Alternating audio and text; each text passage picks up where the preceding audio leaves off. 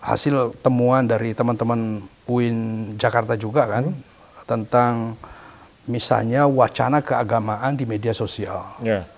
Wacana keagamaan di media sosial ternyata didominasi oleh kelompok konservatif, 67% konservatif, moderat hanya 27 sekian persen.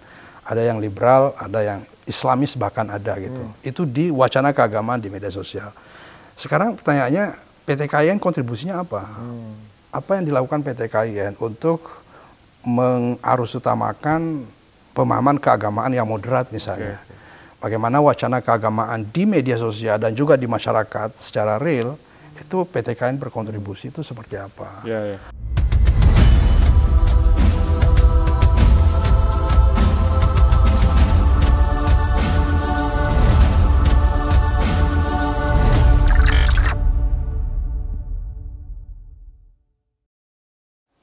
Assalamualaikum warahmatullahi wabarakatuh. Selamat bertemu kembali dengan Jajang Jahroni Channel. Kali ini saya mendatangi kediaman Profesor MPhil Kamarudin Amin, PhD, Dirjen Bimas Islam. Selamat pagi, Bro.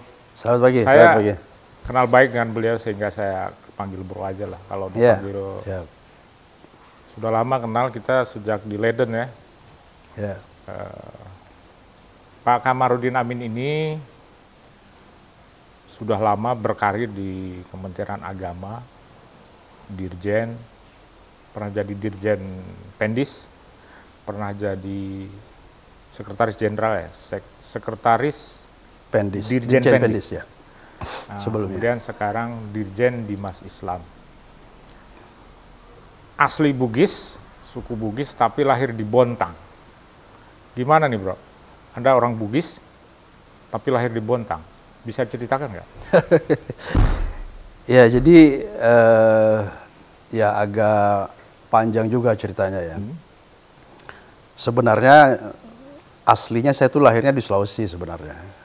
Oh ya? Ya, sebenarnya. Cuma di ijazah itu tulisnya Bontang. Jadi akhirnya mengikuti itu. Ceritanya persisnya seperti apa saya sebenarnya kurang tahu persis, tetapi waktu itu bapak saya mengikuti kakek saya. Kakek saya ke Kalimantan mendirikan pesantren di sana. Jadi di kampung itu, di seluruh daerah itu kakek dan bapak saya memberikan pengajian lah kira-kira. Jadi santrinya itu seluruh masyarakat ada di situ. Jadi non formal karena tidak ada lembaga pendidikan formalnya, tidak ada madrasahnya, tetapi pesantren. Dan kakek saya, kemudian bapak saya dilanjutkan oleh bapak saya mendirikan pesantren non formal di sana, membuat pengajian. Akhirnya kami ikut di situ gitu. Dan seluruh daerah Bontang itu, Santan sekitarnya dulu masuk ke Kutai Kartanegara. Disitulah mereka memberikan pengajian, membimbing masyarakat. Sehingga saya itu dibesarkan dengan kondisi bahwa saya dibesarkan dalam lingkungan di mana seluruh masyarakat yang ada di situ adalah muridnya kakek dan bapak saya. Gitu. Jadi saya selalu ini anaknya guru aming istilahnya. Guru aming? Jadi orang Bugis itu menyebutnya guru aming. Jadi saya itu selalu dipersepsikan sebagai anaknya Pak Kiai Guru Aming lah kira-kira begitu. Besar di situ di Bontang sampai umur 12 tahun. Di umur 12 tahun saya kemudian dibawa ke Sulawesi, ke Sengkang, ke pesantren Asadia. Asadia ya. Kebetulan kakek saya dulu juga belajar sama Andre Gurtasade namanya. Andre Gurtasade itu pendiri pondok pesantren Asadia yang melahirkan ulama-ulama di Sulawesi Selatan saya kira. Jadi di situ misalnya Gurta Ambodale almarhum, kemudian Daud Ismail di Sopeng, Ambodale di Parepare, Sulaiman Rafi Sulaiman di Bone, kemudian Gurta Pabaja di Parepare, Gurta Yunus di Sengkang, kemudian Gurta Malik, melahirkan ulama-ulama besar Sulawesi Selatan. Jadi pesantren Asal itu pesantren tertua dan terbesar saya kira sampai sekarang. Santrinya mulai dari RA sampai perguruan tinggi. Ada ribuan di situ. Bisa sampai puluhan ribu saya kira. Puluhan ribu ya? Terbesar dan tertua yang melahirkan ulama-ulama besar dari Sulawesi Selatan. Termasuk Pak Prof. Nasaruddin Umar, Imam Besar Istiqlal juga dari situ. Nah saya kemudian setelah dari Kalimantan, dari Santan itu, kemudian ke Sengkang dibawa oleh Bapak untuk belajar di situ. Di pesantren Asadiyah selama 5 tahun, jadi 5 tahun. Sampai aliyah, sampai tamat aliyah gitu belajar di situ. Jadi satu sisi Anda balik lagi ke pesantren, tapi sisi lain juga Anda menjadi orang Bugis lagi gitu ya? Iya, betul. Gitu kan? Iya. Nah soalnya di Asadiyah itu kan pesantren yang cukup menasional karena santri-santrinya dari seluruh Indonesia. Tetapi sebagian besar juga adalah orang Bugis yang merantau di daerah-daerah lain di Indonesia. Misalnya dari Sumatera. Orang Sumatera banyak sekali. Orang Sumatera, orang Bugis yang merantau di Sumatera, kemudian anaknya dibawa ke Asadiyah lagi ke Sengkang untuk belajar di situ. Jadi orang Kalimantan, saya tahu, Sumatera. Orang Bugis ini waktu peristiwa Kahar Musakar itu banyak yang pergi dari kampung halaman ya? Iya, betul. Tapi kemudian anak-anaknya disekolahkan ke Asadiyah, ke Sulawesi lagi ya. Jadi ya motifnya banyak sih ya. Mereka berdiaspora. Orang Bugis ini kan terkenal juga diasporanya ya. Ya motifnya tentu banyak ya. Mungkin sebagian besar saya kira ekonomi sih faktornya ya. Mencari dan rata-rata mereka tinggal di pesisir-pesisir sih. Seperti kalau kita ke Sumatera, di hampir semua Sumatera lah. Di Sumatera di Sumatera seperti di Riau, Pekanbaru, di Jambi, Palembang, itu banyak sekali juga orang Bugis di sana. Di Kalimantan apalagi, nah di Kalimantan itu khususnya di Kaltim ya. Kaltim ya. Di Kaltim itu sampai pejabat-pejabat publiknya juga orang Bugis rata-rata. Misalnya bupati, wali kota Bontang, Balikpapan, Pasir Panajam Utara, Tarakan, itu rata-rata dari Bugis gitu yang merantau. Bahkan ke Papua, ke Irian juga banyak sekali. Di diaspora Bugis itu bahkan internasional saya kira, karena juga selalu ada pertemuan diaspora Bugis. Biasanya setiap habis Lebaran itu ada pertemuan saudagar Bugis Makassar. Nah, itu setiap habis Lebaran biasa pertemuan di situ, berkumpul seluruh. Waktu Anda pesantren di Asadiyah, orang tua masih di Bontang apa balik lagi ke? Sudah Sulawesi? Di Sulawesi ya, Sulawesi lagi ya. Sulawesi. Kemudian saya 6 tahun. Setelah itu kemudian ke Makassar untuk kuliah. Waktu di Asadiyah, ilmu apa yang paling berkesan yang Anda pelajari di Asadiyah? Ya, jadi gini, ibu saya juga termasuk guru saya sebenarnya. Jadi ibu saya itu, saya tidak tahu kenapa beliau itu selalu menyebut bahwa ilmu nahwu itu adalah kunci ilmu agama. Saya kan waktu kecil itu cita-citanya hanya satu, bro. Yang satu, pengen jadi topan rita, istilah bahasa Bugisnya itu. Topan rita itu... Topan rita? Ya, topan rita, ulama lah. Gitu. Jadi pengen jadi ulama. Nah, ibu saya tuh membentuk memori saya itu untuk anak saya ini harus jadi topan rita, harus jadi ulama gitu. Dan kata beliau, ibu saya itu bahwa ya Anda harus menguasai ilmu nahwu, bahasa Arab gitu. Jadi ketika saya di Asadiyah, di Sengkang, saya sangat gemar sekali, suka belajar ilmu nahwu itu. Ilmu nahwu? Ya, jadi belajar kawaid, ilmu nahwu, ilmu sorof itu. Ya waktu di Asadiyah saya sangat suka dengan materi pelajaran itu. Sampai kemudian saya kuliah pun ngambil jurusan sastra Arab. Karena cita-citanya saya tadi pengen jadi topan rita itu. Topan rita ya. Ibu Anda alumni pesantren juga? Muridnya bapak saya. Gitu. Jadi tidak pernah belajar formal, tapi saya tahu ilmu agamanya dalam. Jadi misalnya dia bisa baca kitab kuning. Kalau bapak saya, apalagi ya, bapak saya itu insya Allah sih semua buku-buku kitab kuning itu bisa lah dia baca. Nah belajar dari kakek itu, ibu saya belajar dari bapak saya. Itu juga saya tahu karena saya misalnya kuliah sastra Arab, sampai saya S1, saya bisa menakar lah, mengukur kompetensi, kapasitas ibu saya dalam bahasa Arab itu. Padahal tidak pernah belajar formal. Gitu ya? Nah, itulah yang dari awal mengajar, menanamkan semangat untuk untuk belajar ilmu agama gitu. Jadi profesi ayah Anda itu guru agama gitu ya? Iya. Guru agama, apa pedagang juga gitu? Ya hobi sih saya lihat. Hobi ya? Jadi bapak saya itu banyak lah profesinya. ASN juga sebenarnya bapak saya itu. ASN Kementerian Agama. Kementerian Agama, tapi juga mengajar masyarakat. Kemudian suka dagang-dagang juga bapak saya. Tapi keadaan ekonomi keluarga tuh gimana? Cukup apa agak di bawah? Termasuk ya agak di bawah lah. Agak di bawah ya? Iya, jadi tidak. Dan Anda banyak saudara ya? Betul. Jadi kami banyak sekali bersaudara. Tidak, ya bisa dikatakan sangat pas-pasan lah. Pas-pasan. Sangat pas-pasan gitu. Jadi hidup dengan ya sangat pas-pasan lah hidup, sekolah dan seterusnya. Tapi kami memang tidak pernah kepikir itu ya. Nggak pernah mikir ini susah gitu ya? Iya, nggak, sekolah aja pokoknya. Sekolah, pesantren ya pikiran kami bagaimana hidup di pesantren cukup, that's it gitu. Nggak pernah mikir apapun gitu.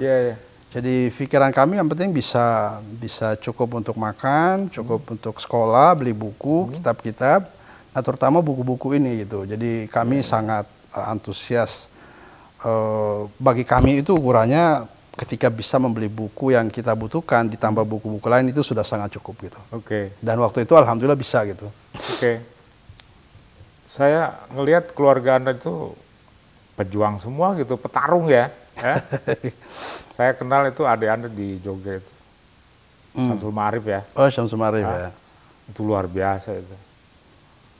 Terjun bebas ke Amerika ya, cari sekolah. Sekarang jadi ketua direktur ya. Direktur CRCS ya. Di UGM. Antropolog. Ya. Kemudian ada lagi yang perempuan tuh, saya juga pernah ketemu tuh di Rosmini, ada Rosmini ya. Dia ada satu lagi, ada juga adik saya dari Azhar, ada 2 belajar di Al-Azhar, 1 sampai S3 malah, S1, Berapa sih S2, semuanya, S3. saudara? Ada, jadi gini, kami bersaudara itu dari 3 ibu. Jadi saya bertiga. Kemudian ada lagi 11. Kemudian ada lagi 2. Jadi totalnya 16 bersaudara kan. Jadi saya tidak bisa membayangkan, bapak saya itu luar biasa sebenarnya. Jadi Anda setelah di Asadiah selesai, kemudian ke Makassar, ke Alauddin. Makassar kuliah di Alauddin. Nggak terpikir ke tempat lain misalnya ke? Saya masih pada cita-cita dari itu, jadi masih pada cita-cita ingin menjadi Topan Rita. Jadi itu sangat kuat dalam diri saya, itu ditanamkan oleh ibu itu. Sehingga harus memilih jurusan yang bisa mendukung itu. Jadi saya pilih sastra Arab. Cita-cita saya tetap ingin ke Al-Azhar atau ke Saudi, ke Timur Tengah lah, ingin belajar ke Timur Tengah. Tetapi ketika saya semester 3, saya mengenal informasi tentang pembibitan dosen itu. Pembibitan dosen yang mengirimkan dosen-dosen perguruan tinggi agama Islam PTKIN ke Eropa, Amerika, ke Barat lah. Dan waktu itu kita udah aktif kajian kan, kajian-kajian studi Islam, belajar Cak Nur, belajar Harun Nasution, sudah belajar pemikiran modern dalam Islam lah. Jadi kita sudah belajar itu dan tampaknya berubah ini orientasinya. Ke Timur Tengah apa ke Barat ya gitu. Sudah ada sedikit ini terganggu gitu. Jadi cita-cita untuk menjadi Topan Rita tetap, tapi kemana belajarnya itu sudah orientasinya sudah mulai tidak fokus ke Timur Tengah lagi gitu. Apalagi dengan program pembibitan dosen, dengan program pemerintah ini kan jelas tuh. Prosesnya jelas, kemudian prosedurnya jelas, targetnya juga jelas gitu. Akhirnya waktu itu ya saya genjot kemudian di samping belajar bahasa Arab, karena emang itu jurusan saya, kemudian belajar bahasa Inggris gitu. Jadi untuk mengantisipasi, dan waktu itu saya sudah kenal bahwa ternyata untuk belajar Islam sumbernya bukan hanya bahasa Arab gitu. Bahasa Inggris juga sumbernya sudah sangat kaya sekali kan. Kita sudah berkenalan dengan Harun Nasution gitu kan. Jadi apalagi waktu itu baru pulang beberapa dokter dari Jakarta. Dokter-dokter dari Alauddin yang belajar S3 di Jakarta sudah pada pulang tuh. Cawidu ya. Haribuddin Cawidu, Jalaluddin Rahman, kemudian Pak Muin Salim, Syudi Ismail, itu udah pada pulang itu. Mereka ini banyak bercerita tentang pendidikan Islam di Barat. Meskipun mereka bukan alumni Barat, tapi kan dididik sama Prof. Harun Nasution almarhum kan. Jadi kita sudah mulai belajar lah. Sudah kajian-kajian, saya aktif di kajian-kajian waktu itu, kajian-kajian pemikiran lah begitu. Meskipun di sastra Arab, tapi aktif di kajian-kajian misalnya pemikirannya Cak Nur gitu. Kita baca semua buku Cak Nur, kita baca. Gitu. Semua bukunya Harun Nasution kita baca. Gus Dur juga, Amin Rais segala macam. Anda itu udah aktif lah ya, jadi aktivis ya, aktivis kampus ya. Iya, tapi akademiknya saya. Yang akademik. Ya, aktif secara politisnya enggak. Misalnya jadi pengurus senat sampai ketua senat itu enggak, meskipun pernah dicalonkan gitu. Tapi saya lebih aktif di kajian-kajiannya gitu. Demo-demo gitu nggak pernah? Pernah sekali ikutan gitu, karena semua satu kampus kayaknya demo ya ikutan juga, tapi bukan penggeraknya gitu. Jadi saya tidak di situ, bukan aktivis di situ. Itu tahun 90-an ya? Anda tahun 90-an ya. Saya 94 selesai. Masuk 90, selesai 94. Oke. 94. Satu ya. Ya. Pokoknya waktu itu zaman akademik lah ya. Betul banget itu. Saya sebenarnya ini ya, waktu itu kajian akademik di kampus tuh menurut saya sangat bagus ya. Misalnya gini, saya sastra Arab ya, tapi misalnya diajar oleh Syudi Ismail, ahli hadis. Dan Pak Syudi itu mengajar kita sama ketika dia mengajar di Pasca. Jadi sangat impresif sekali, sangat berkesan. Jadi kita sastra Arab tapi bisa mentakhrij hadis-hadis misalnya. Kita bisa ke perpustakaan, buku-bukunya kita baca semuanya. Diajar misalnya sama Pak Jalaluddin Rahman, doktor dari Jakarta. Itu ketika mengajar kita itu sama ketika mengajar pasca sarjana gitu. Jadi pemikiran dan aliran pemikiran dalam Islam, pembaruan dalam Islam. Itu kita baca tuntas itu buku-bukunya. Bahkan kita diminta baca literatur asli karena kita berjurusan Arab. Karena begitu terkesan sama banget ya, sangat terkesan. Kita baca alumni Jakarta ya. Ya, kita misalnya kalau sejarah belajar Fajrul Islam, Duhal Islam, itu buku literatur asli yang kita baca. Kita baca, bahkan kita belajar usul fikih misalnya oleh Pak Hamka Haq dulu diajarkan. Kitab Al-Muwafaqat itu kita udah baca gitu. Meskipun tentu tidak mendalam banget ya, tapi at least kita sudah mengenalnya dan saya merasa waktu itu cukup bagus lah. Tapi gitu. Switch dari ilmu nahu ya, Anda kan pertama kali jatuh cinta sama ilmu nahu ya. Kemudian ke hadis itu kapan itu? Saya diajar sama Pak Syudi. Pak Syudi Ismail ya satu ya. Meskipun bukan jurusan hadis, ilmu hadis, tapi beliau masuk di kelas dan menurut saya itu sangat inspiring ya. Sangat inspiratif sekali. Saya sastra Arab tapi saya tertarik pada belajar ilmu hadis itu. Buku-bukunya Pak Syudi juga waktu itu dibaca sangat luas saya kira di Indonesia dan saya baca bukunya semua.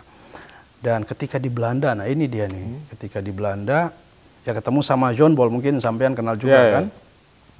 John Bol itu mungkin orientalis paling hebat lah dalam bidang bukan hanya ilmu hadis tapi sejarah masa awal Islam lah, abad pertama kedua Hijrah itu dia ahli banget.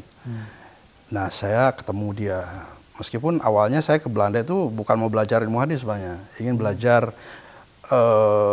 tasawuf. Waktu itu Yusuf Al-Makassari saya mau kaji dulu pemikirannya di KITLV itu kan. Jadi kita sering semester awal itu ya saya bacalah buku-buku tasawuf, pikirannya Yusuf Al-Makassari cukup banyak juga di sana. Tapi kemudian setelah ketemu John Bol di perpustakaan saya terus terang jatuh cinta sama John Bol itu. Begitu. Saya melihat dia dari Dr. John Bol ya. Dr. John Bol. Dia mungkin di Barat ya untuk Western Scholarship of Hadis saya kira dia number one lah. Saingan sama Motsky lah. Dua orang itu saya kira the champion of hadis lah. Nah saya ketemu dia di perpustakaan itu dari awal, ini orang kok setiap pagi sampai sore di situ aja nggak pernah beranjak gitu. Dorong-dorong lemari buku itu ya kan, dan bacaannya tuh kan ya Kutub Jarh wa Ta'dil, dia sanad-sanad tuh dia kuasai banget itu. Nah saya pernah suatu saat ke perpustakaan OLG itu kan, di situ ketemu dia gitu, ngobrol-ngobrol. wah ini orang hebat sekali. Saya kemudian baca buku-bukunya tuh, karya-karyanya itu kan serius banget itu, Mas. Ya, ya. Luar biasa bro itu. Jadi artikelnya itu misalnya 20-30 halaman saya bisa baca sampai seminggu itu. Karena sangat dalam, sangat ekstensif, sangat luar biasa. Dan saya mulai jatuh cinta di situ. Benar-benar saya merasa beruntung ketemu sama orang yang saya waktu itu menganggapnya dia orang paling hebat di dunia untuk kajian itu. Waktu itu benar. Yeah. Dia luar biasa dan karya-karyanya juga sangat luar biasa. Meskipun kesimpulannya kan sangat tidak simpatik sebenarnya terhadap Islam itu. Sangat tidak simpatik. Tapi metodologinya menarik. Nah dari situ kemudian saya menulis tesis gitu ya. Dalam ilmu hadis itu. Ya. Jadi John Bull ini menurut cerita dia itu dia Dr. John Bull ya. Dia itu dia orang kaya. Betul. Ya kan? Iya. Dan dia nggak digaji sama universitas, dia menggaji diri sendiri. Private scholar. Ya. Private ya, private scholar gitu. Ya, betul. Saya juga pernah beberapa kali dapat kuliahnya ya. Beruntung dapat kuliahnya. Ya. Muridnya terinspirasi sama Yosef Shah gitu ya. Shah, betul. Goldziher, Yosef Shah sampai dia. Kayak turning point nih buat Anda ya, ketemu John Bull itu Betul, itu turning point banget secara akademik ya. Karena saya baca bukunya, kemudian ketemu orangnya dan melihat keseriusannya. Yeah. Dia bilang waktu itu, dia kan doktor tahun 69. Yeah. Dia menulis disertasi tentang pemikiran hadis di Mesir ya, tahun 69. Setelah 69 sampai hari itu, dia tidak pernah bergeser 1 inci pun dari studi hadis. Khususnya dalam masa-masa awal Islam lah, jadi sanad-sanad itu luar biasa. Jadi waktu saya itu kan bolak-balik itu, saya minta untuk jadi pembimbing beliau. Dia nggak mau, karena dia private. Dia bilang kalau mau konsultasi anytime datang ke sini kita diskusi, tapi jangan saya pembimbing Anda. Bahkan selama 2 tahun dia hanya bisa memberi kuliah sekali. Di kelas kita itu, dia pernah diundang kuliah umum itu kan biasa ada kuliah umum itu. Hanya bisa sekali karena dia memang fokusnya meneliti, menulis, menerbitkan gitu. Betul sekali dia private scholar, dia tidak digaji sama universitas. Konon kabarnya dia punya warisan banyak, ya, dia menghabiskan hidupnya untuk menghabiskan warisannya itu untuk meneliti itu. Betul, jadi kalau saya juga dapat ya, tapi mungkin saya nggak begitu interest sama tentang ilmu hadis, kritik hadis ya kan. Kuliah-kuliah John Bull ya saya ikuti, ada common link kan. Betul, teori common link. Teori common link ya. Catatan Anda itu sama John Bull gimana? Sama tadi Anda bilang nggak simpatik, kesimpulan. Iya. Jadi kan saya termasuk mengkritik dia dalam tesis saya sebenarnya. Dan waktu itu saya kasih tesis saya ceritakan, saya kritik Anda dalam tesis. Dia ketawa gitu. Dia ketawa itu bilang gini, I'm too senior to be criticized by such a young scholar as you. Saya terlalu senior untuk dikritik orang seperti Anda yang baru belajar gitu. Sambil ketawa, tapi itu memotivasi banget buat saya tuh. Dan itu betul. Jadi saya kalau baca kritik saya dulu memang sangat superficial ya, sangat permukaan dan saya ketawa sendiri emang. Ya pantas saja John Bull waktu itu ketawa. Tapi saya bilang saya akan menulis disertasi. Dan saya akan kembali mempelajari Anda lah kira-kira begitu. Dan benar sekali saya ketemu sama Motzki. Harald Motzki itu kan sama kualitas ininya, kira-kira reputasinya ininya dengan John Bull itu sama. Sama ya? Sama. Nah saya dibimbing disertasi sama Motzki di Jerman. Saya menghadiri juga itu, ada conference di Leiden, ada Motzki kan bicaranya kan? Iya.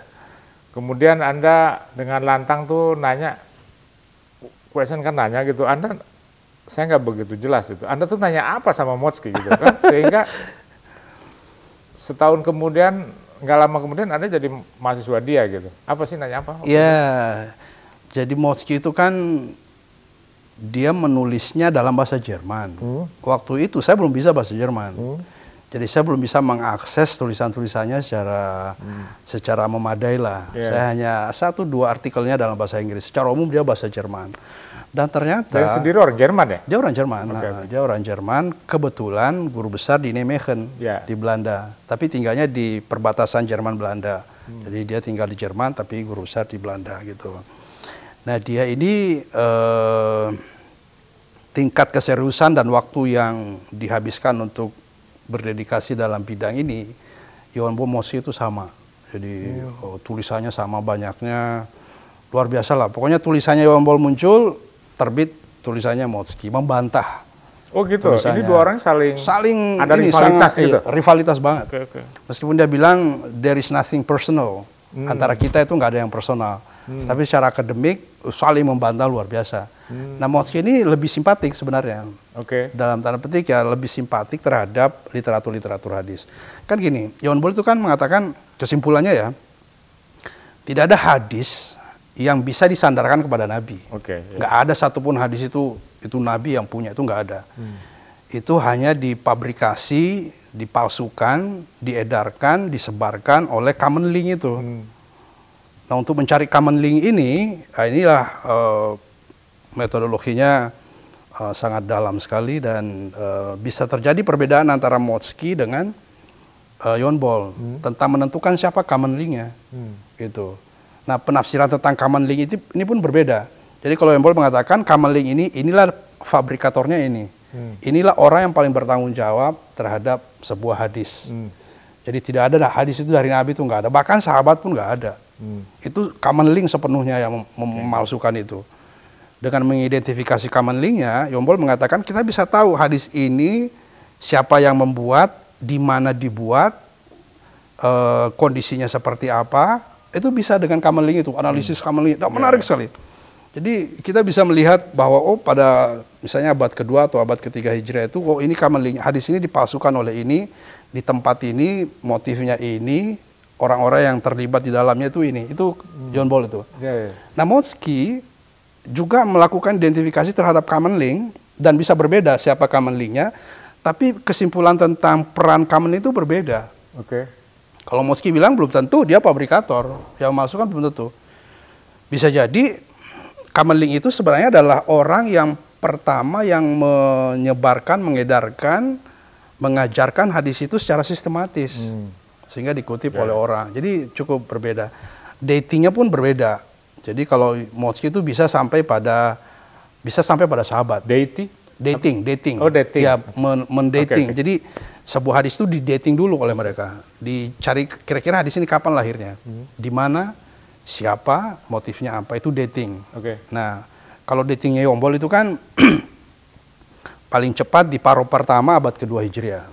Itu hadis paling tua lah. Jadi nggak ada itu hadis dari Nabi, nggak ada hadis dari sahabat. Bahkan tabiin pun ya paling 1-2. Nah, kalau Motsky bisa sampai kepada, ada yang sampai ke sahabat. Nah, disertasi saya yang dibimbing oleh Motsky ini, itu saya bisa mendating sampai ke Nabi. Itu yang oleh Motsky, oleh penguji saya dianggap spektakuler. Karena dating yang saya lakukan dengan menggunakan berbagai metode, termasuk metodenya Yonbol, metodenya Motsky, metode barat lah kira-kira Western scholarship of hadis itu bisa sampai kepada Nabi, tapi tidak banyak gitu dengan menggunakan metode itu. Nah, itu yang kira-kira metode isnad kum meten analysis itu. Jadi isnad kum meten analisis. Jadi analisa isnad kum meten. Jadi analisisnya sanad dan analisis matan. Jadi gini, untuk menentukan apakah seorang perawi itu thiqah, adil, dhabit atau tidak, itu tidak berdasarkan kutubur rijal. Ya, sekarang kan dalam dunia Islam kan untuk mengetahui orang itu sanadnya sahih, thiqah, dia adil, dia dhabit, itu kan berdasarkan kutubur rijal kan. Jadi kitab tabaqat itu. Nah, isnad kum meten analisisnya menggabungkan. Jadi kita bisa menilai si A ini dhabit, si A ini thiqah, itu berdasarkan analisis matanya, perbandingan matan. Terlalu teknis sih untuk dijelaskan, tapi sangat menarik sekali menurut saya. Saya juga pernah dapat kuliah dari Yonbol. Waktu itu kita diminta cari common link. Ya kan? Oh ya, sempat ya? Iya. Saya neliti hadis innamal a'malu binniyat gitu kan. Nah, itu ada common link-nya nama siapa ya? Sa'id ibnu Musayyab al-Ansori. Nah, ini common link-nya kesini gitu kan, banyak kan. Ini orang ini bertanggung jawab. Al-Ansori, bukan Sa'id ibnu Musayyab, Al-Ansori betul. Tapi itu kan generasi jauh itu. Generasi jauh? Jadi maksudnya sudah di abad kedua Hijriah itu. Nah dari Said Ansori sampai ke Nabi itu satu ahad itu. Jalurnya hanya satu. Iya. Jadi dari Nabi satu, sahabat satu, tabi'in satu, kemudian satu lagi baru ke Al-Ansori itu, Kamenlinya. Nah setelah itu dia baru nyebar, baru banyak gitu dari Mukharrij gitu. Terus Anda setelah dari Leiden, Anda ke? Saya ke Jerman. Ke mana? Ke Jerman. Bukan ke universitas apa? Oh ke Bonn, Bonn ya, Universitas Bonn. Di bawah bimbingan? Di bawah, pertama rekomendasinya Harald Motzki ini. Harald Motzki? Ya, jadi seminar itu saya terkesan sekali dan saya melanjutkan komunikasi. Saya minta waktu ketemu di kampusnya, saya ke Nijmegen waktu itu. Membawakan proposal. Itu nggak percuma ya bertanya ya? Banget, enggak, sangat, dia juga terkesan. Saya ngelihat Anda raise hand, kemudian Anda maju dan Anda Anda tuh ngomongnya lantang menurut saya. Dan apa namanya, artikulasinya ditangkap orang tuh bagus gitu kan. Oh gitu, ya. Iya, saya ngeliat, wah ini Kamarudin nih nanya nih. Nanya Motzki. Iya. Setelah itu Anda dapat beasiswa gitu kan. Baik bro, Anda studi di Jerman berapa lama? Cukup lama, 5 tahun ya. 5 tahun? Iya. Bolak-balik ke... Karena kan bahasa dulu. Oke. Jadi sebenarnya persiapan bahasa di Jakarta dulu 6 bulan. Untuk bisa lulus ZD-Prüfung namanya di Jerman itu. Kemudian ditambah lagi 6 bulan di Jerman. Untuk bisa lulus DSH-Prüfung. Jadi untuk masuk S3 itu harus lulus DSH. Nah itu butuh setahun. Jadi saya 6 bulan di Jakarta, 6 bulan di Jerman lagi. Untuk masuk kuliah. Jadi kuliah praktisnya 4 tahun setengah. 4 tahun setengah? Sebenarnya 4 tahun, tapi 6 bulan terakhir itu disertasi sudah submit, tapi waktu itu profesor saya lagi berhalangan lah. Jadi mundur sedikit waktu. Dan selesai tahun berapa? Selesai 2005. Maret 2005. Oke. Anda terkesan ya kuliah di Jerman ya? Saya terkesan karena bisa membaca literatur berbahasa Jerman itu. Oh gitu. Yang tidak banyak, ya Jerman kan tidak banyak diakses ya.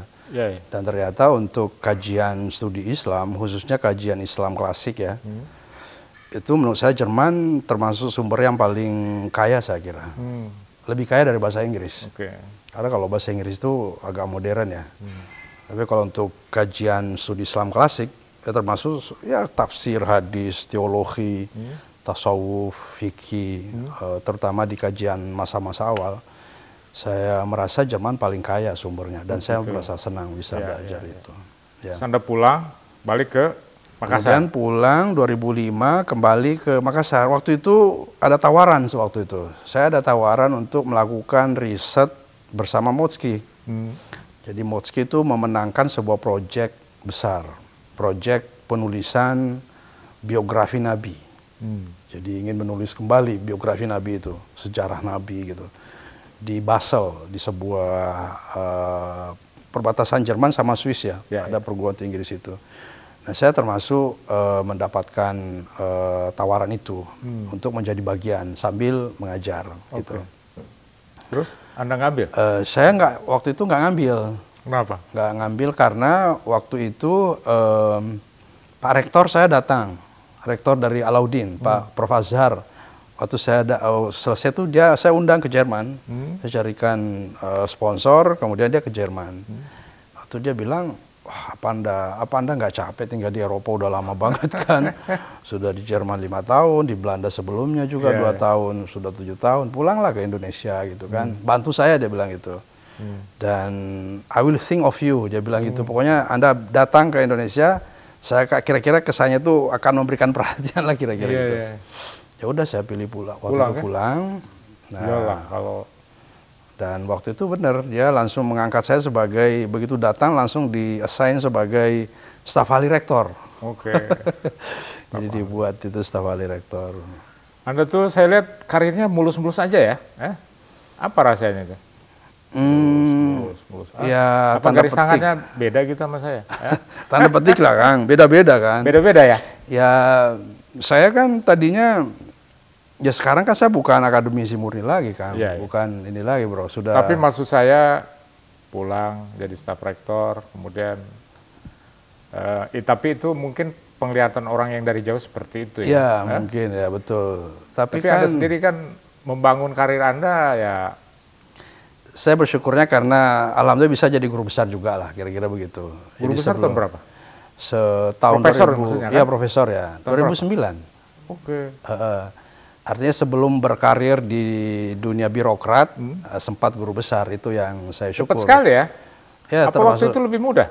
Justru saya kena aturan pertama yang sulit itu, Kang. Yang mana itu? Yang harus nulis jurnal internasional sekian itu. Oh, gitu. Itu saya pertama, jadi saya sempat mundur setahun gara-gara itu. Okay. Jadi saya sudah store semuanya ke Jakarta, kembaliin oleh Pak Dirjen waktu itu, enggak, ini harus tambah lagi tulisan jurnal internasionalnya gini. Akhirnya saya setahun lagi menulis gitu. Nah, akhirnya kemudian bisa guru besar juga, alhamdulillah. Ya kalau dibilang sukses ya tergantung perspektifnya juga lah. Yeah. Karena secara akademik kan saya sekarang tidak lagi produktif seperti Kang Jajang kan. Sampean lebih banyak tulisannya pasti. Saya udah jadi birokrat begini, ya gimana. Ya kalaupun menulis ya refleksi-refleksi sederhana lah. Yeah. Tidak lagi serius menulis di jurnal gitu, udah enggak lagi. Jadi Anda membangun karir lewat berbagai cara kayak yang apa namanya? Anda membangun Topan Rita, ya? Topan Rita ya. Topan Rita ya. Ya nggak tahu itu terwujud apa enggak ya. Itu juga. Gitu ya. Ya karena mungkin ibu Anda ngelihat Anda, wah ini anak saya jadi sempat ngelihat nggak ibu Anda keberhasilan? Itu dia. Jadi waktu saya guru besar, almarhum ibu saya meninggal waktu saya pulang dari Belanda. Oh. Bapak saya meninggal waktu saya sedang di Jerman. Jadi saya pulang, kemudian jadi guru besar, ya kedua-duanya sudah almarhum. Okay. Jadi tidak sempat menyaksikan itu. Yeah. Saya bayangannya dulu Topan Rita itu duduk di pesantren, dikerumunin santri, memberi pengajian, terjun di masyarakat. Itu yang saya bayangkan dulu. Gitu. Waktu kecil dulu maunya begitu, cita-citanya begitu. Yeah. Nah, ternyata tidak seperti itu wujudnya sekarang ini. Yeah. Ya tentu dengan cara yang berbeda ya. Ya intinya kan kita ini khairun nas anfa'uhum linnas. Ya, sebenarnya. Betul. Anda ini kan menurut saya salah satu teman yang berhasil membangun karir dari bawah, terus sekarang menjadi birokrat, profesor segala macam, menjadi Topan Rita lah. Anda ini saya tahu orang Bugis itu gigih, ya kan? Pantang pulang sebelum lebih baik mati di tengah lautan kan gitu. Iya, falsafahnya daripada gagal dalam tugas gitu kan. Bugis. Seberapa besar itu pengaruh budaya Bugis ya? Dan saya tahu orang Bugis itu ada konsep kehormatan. Nah, kalau ternodai ini lebih baik mati gitu kan, dipace gitu. Anda gimana menafsirkan idiom-idiom budaya seperti itu dalam kehidupan Anda ini? Dignity itu ya. Dignity ya. Saya orang Bugis tapi kan sudah apa ya? Sudah campur-campur lah ya. Sudah kita kan sudah bergaul dengan banyak teman-teman ya sejak pembibitan itu udah dari seluruh Indonesia gitu kan. Dari seluruh Indonesia dan sudah inilah berkenalan dengan orang Jawa, orang Sunda, orang Padang, orang Batak, semuanya sudah ini. Dan saya terus terang juga waktu masih kecil, kemudian di pesantren kan lebih banyak ke tempaan agamanya sebenarnya. Jadi ya bahwa ada budaya-budaya Bugis itu berpengaruh, saya kira juga iya, tapi yang dominan saya kira bukan itu memang, karena ya sejak kecil dididik oleh ibu, oleh bapak, kemudian di pesantren sebagai ya bagaimana menjadi Topan Rita, bagaimana belajar agama. Saya kira itu yang dominan mempengaruhi. Yang dominan ya? Ya, saya kira itu dominan. Bahwa orang Bugis seperti ini, seperti itu, dan seterusnya itu juga karena pertama kan kita baca ya, kita baca literaturnya, kemudian darah Bugis juga pasti masih ini, tapi saya kira yang dominan sudah lebih nasional saya kira ya. Kosmopolit lah ya? Iya. Anda lebih udah educated gitu kan. Betul, betul. Apa namanya, ya Bugis oke.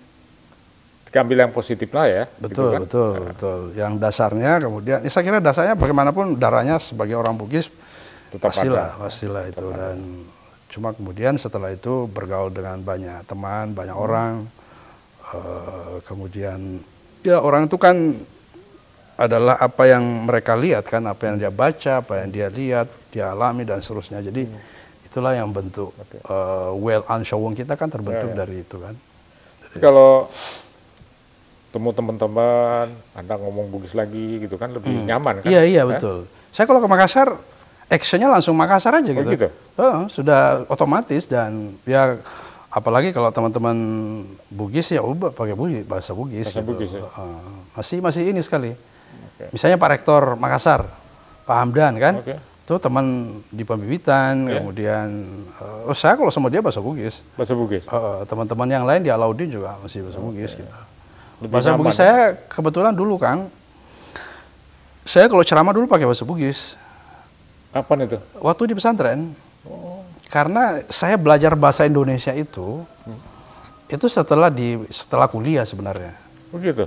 Jadi sebelumnya bahasa Indonesianya ya di pesantren kita bahasa Bugis. Jadi menerjemah kitab kuning itu pakai bahasa Bugis.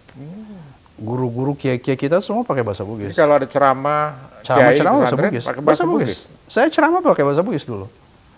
Alhamdulillah bahasa Bugis saya masih bagus. Bagus lah. Insya Allah bagus. Saya bisa menulis, bisa baca, bisa ceramah. Nggak tahu sekarang kalau ceramah bahasa Bugis kayaknya udah agak berat ya. Agak berat ya. Kaku pasti. Ya. Tapi kalau mendengarkan ceramah Bugis, waduh, rasanya itu merasuk ya, langsung. Gitu ya? Sekarang saya masih sering putar-putar, ada banyak video-video ceramah bahasa Bugis tuh cukup banyak dan saya senang sekali mendengarnya. Ya saya kayaknya udah agak berat kalau suruh ceramah pakai bahasa Bugis. Tapi paham mulai dari yang paling yang paling klasik ya sampai modern, insya Allah paham.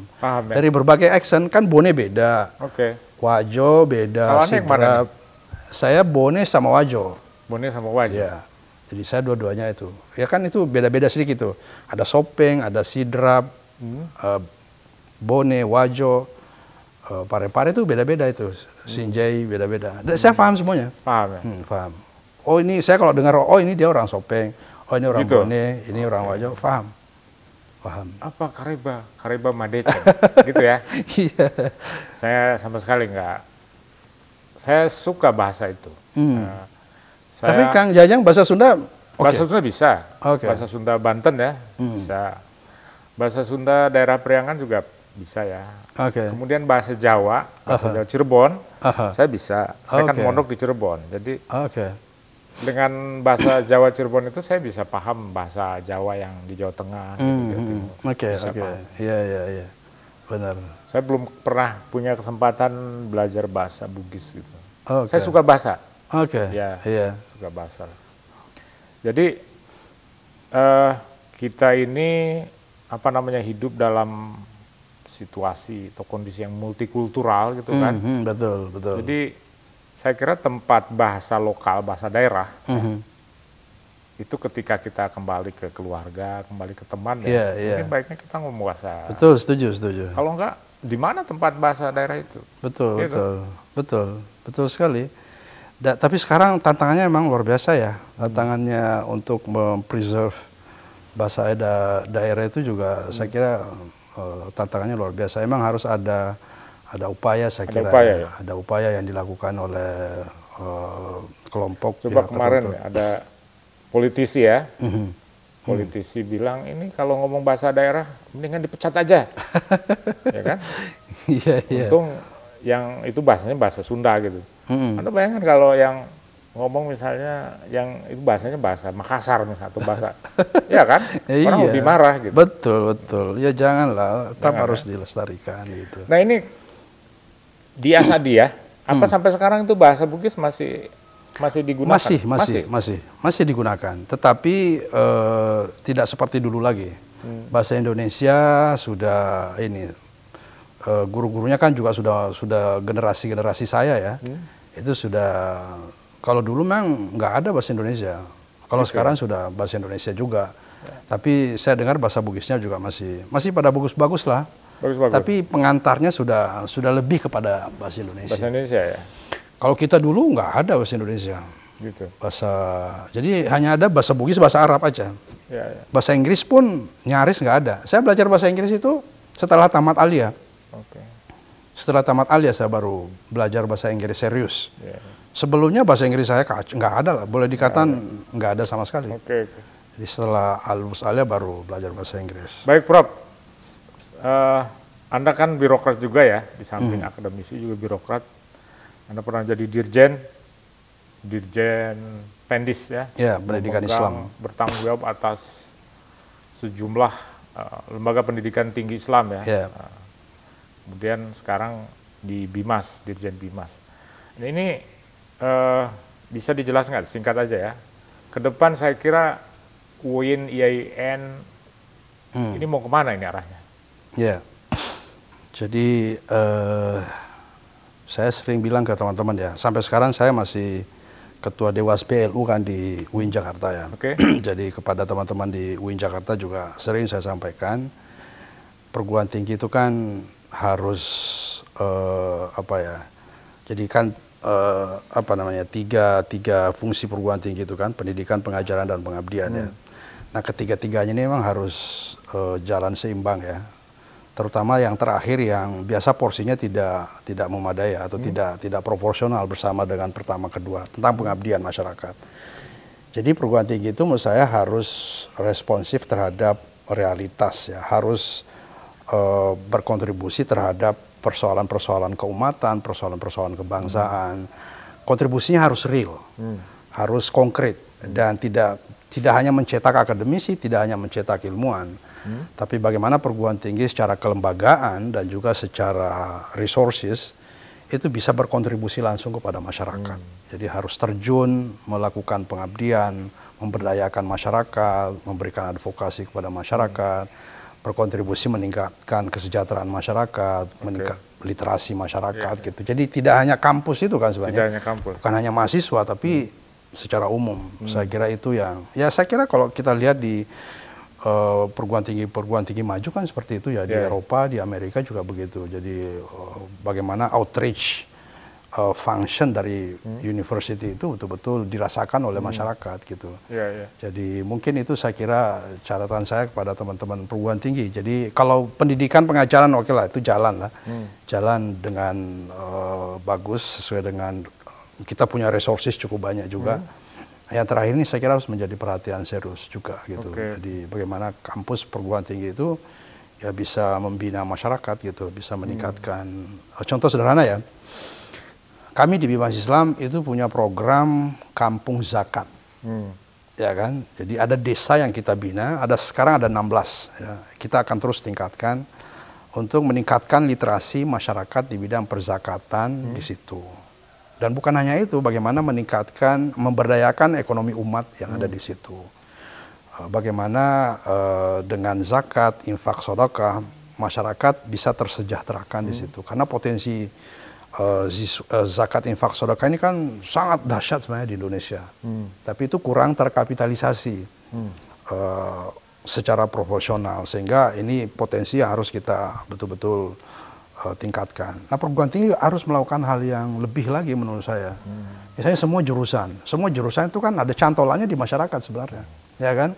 Misalnya ekonomi Islam, apa ininya cantolannya di masyarakat? Bagaimana kontribusinya dalam meningkatkan kesejahteraan masyarakat, memberdayakan masyarakat, mengadvokasi, meningkatkan literasinya, gitu. Jadi bukan hanya mengajar di kelas, di kampus, atau dosen-dosennya melakukan aktivitas sendiri, tetapi menurut saya bahkan secara kelembagaan harus punya university outreach function ini, menurut saya harus ditingkatkan lagi. Gitu. Ini selama ini yang Anda lihat kelemahan itu ini ya? Ya, itu salah satu kelemahan. Kurang berorientasi ke masyarakat. Betul. Kampus-kampus ya?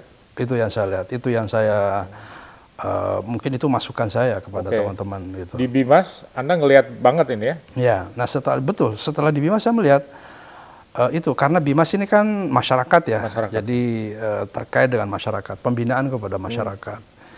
Nah, bukan hanya Jadi gini, tantangan kita misalnya saya kira yang paling khususnya PT KIN ya, hasil temuan dari teman-teman UIN Jakarta juga kan, tentang misalnya wacana keagamaan di media sosial. Wacana keagamaan di media sosial ternyata didominasi oleh kelompok konservatif, 67% konservatif, moderat hanya 27 sekian persen. Ada yang liberal, ada yang Islamis bahkan ada gitu. Itu di wacana keagamaan di media sosial. Sekarang pertanyaannya, PT KIN kontribusinya apa? Apa yang dilakukan PT KIN untuk mengarusutamakan pemahaman keagamaan yang moderat misalnya? Bagaimana wacana keagamaan di media sosial dan juga di masyarakat secara real, itu PT KIN berkontribusi itu seperti apa?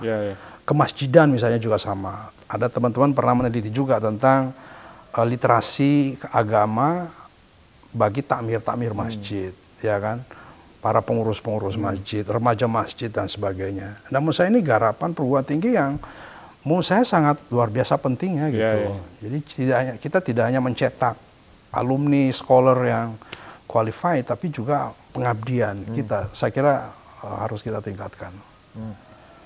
Baik, Prof. Ini yang terakhir ya. Saya tahu Anda punya YouTube kajian ya, apa judul itu? Kajian virtual kitab Sahih Bukhari. Ya. Udah berapa video ini? Oh, belum banyak. Jadi karena tadinya maunya kan setiap malam Senin, tapi ternyata tidak setiap malam itu saya siap gitu kan. Kadang-kadang ada acara, ada kegiatan yang tak terhindarkan. Jadi sekarang baru pertemuan ke-14 kayaknya. Baru 14. Banyak? Pemirsanya banyak?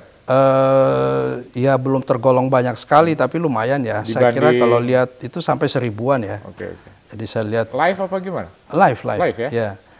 Jadi live langsung. Saya hanya baca kitab Sahih Bukhari saja, dengan menjadikan 2 kitab rujukan utama, yaitu Fathul Bari, ya, karangannya Ibnu Hajar Al-Asqalani. Saya kira buku ini termasuk yang paling otoritatif lah untuk syarh Sahih Bukhari. Itu yang klasik ya. Terus yang modern Faidul Bari oleh Hashim Umar. Jadi beliau guru besar ilmu hadis di Al-Azhar, mantan rektor Al-Azhar 2 periode. Dia muhaddis al-mu'asir lah. Saya juga baca buku itu, menjadikan buku referensi. Ya jadi kajian ini sih, ya baca satu-satu hadisnya gitu. Paling 1-2. Setiap pertemuan. Baca hadis, kemudian ada tanya jawab, diskusi gitu ya? Enggak, diskusi tanya jawabnya secara tertulis. Jadi tidak Ini kayak di pesantren lah ya, Anda mengenang masa-masa Anda di Asadiah betul, supaya jadi topan rita. Supaya tidak jadi birokrat murni saja gitu. Iya, betul. Ada ininya lah, ada sentuhan-sentuhan ininya. Iya, supaya nggak lupa, supaya nggak lupa. Ya. Anda sendiri, ini kan Anda sekarang jadi dirjen, tapi kan suatu saat pensiun gitu. Anda tertarik balik ke pesantren gitu?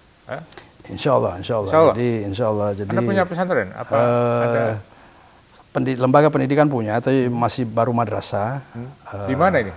Di Kalimantan. Kalimantan Ya. Nanti insya Allah kita ya? orientasikan untuk jadi pesantren. Ya, apa nama madrasahnya? Amalia, Madrasah Amalia. Madrasah Amalia. Ya. Udah banyak muridnya?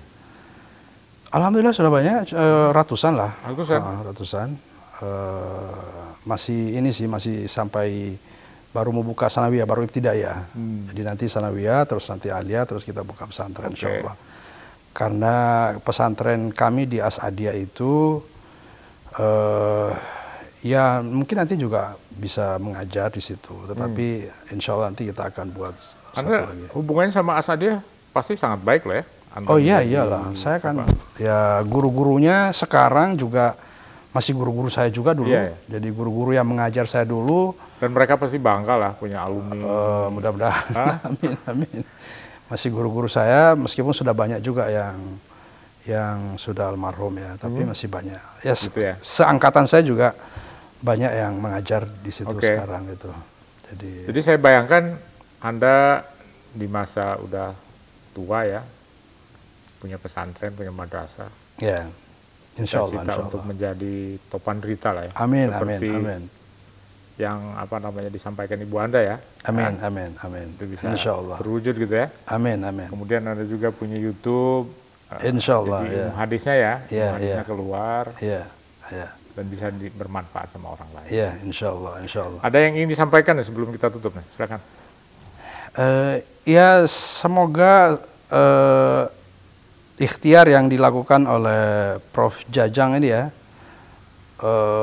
semakin bagus ya. Saya suka dan menurut saya ini kontributif sekali, mencerahkan masyarakat ya, mencerdaskan juga, dan semoga ini sukses, nanti semakin banyak yang mengikuti, dan tentu orang-orang yang diundang untuk menjadi narasumber juga insya Allah pasti akan semakin bagus ya. Itu aja sih. Semoga ini sukses. Terima kasih Prof atas waktunya dan atas sama-sama. obrolannya. Mudah-mudahan memberi manfaat ya. Amin, amin, amin. Teman-teman semua. Amin. Baiklah saudara-saudara, demikianlah obrolan kita dengan Profesor Kamarudin Amin, seorang putra Bugis yang bercita-cita menjadi Topan Rita. Topan Rita itu ternyata ahli agama, punya santri, punya madrasah, punya sekolah. Dan saya kira beliau sudah lama menjadi Topan Rita gitu kan. Tapi bukan tingkat kampung, tapi tingkat nasional gitu. Amin, amin. Begitu obrolan kita. Jangan lupa untuk subscribe, share, like, and comment Jajang Jahruni Channel. Kita tutup dengan wassalamualaikum warahmatullahi wabarakatuh. Waalaikumsalam warahmatullahi wabarakatuh.